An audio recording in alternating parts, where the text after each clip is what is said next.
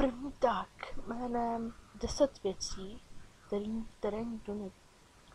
To je první tak, který je na seznámení se mnou.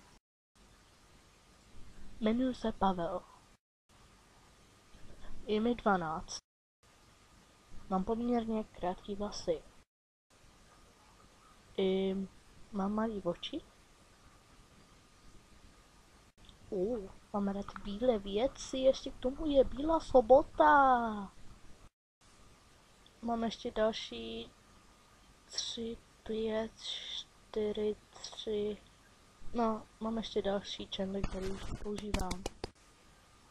Mám bohužel retardovanýho bráchu, který mu je 9. Nesnáším, když jsem na flešku.